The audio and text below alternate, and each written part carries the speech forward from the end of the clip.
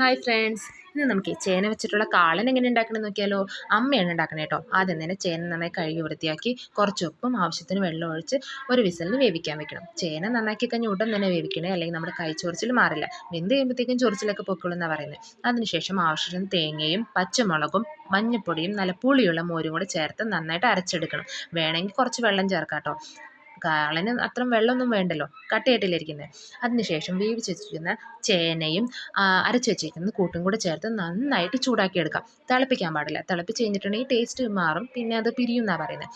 അതൊരു പാത്രത്തിലേക്ക് മാറ്റിയതിന് ശേഷം മുകളിലേക്ക് കുറച്ച് ജീരകം ഇടാം. അതിനുശേഷം ഒരു പാത്രം എടുത്തിട്ട് അതിലോട്ട് വെളിച്ചെണ്ണയും കടുകും ഉലുവയും വറ്റമുളകും കറിവേപ്പിലയും കൂടി ഇട്ട് നന്നായിട്ട് ചൂടാക്കാം. അത് ഓഫ് ചെയ്തതിന് ശേഷം നമുക്ക് കുറച്ച് മുളക് പൊടിയും കൂടി ഇട്ടാൽ നല്ല രസമായിരിക്കും. കാണാനും നല്ല രസമാണ്, ടേസ്റ്റും നല്ലതായിരിക്കും. അത് നമ്മുടെ കറിയിലോട്ട് ഒന്ന് താളിച്ചൊഴിച്ച് നോക്ക്.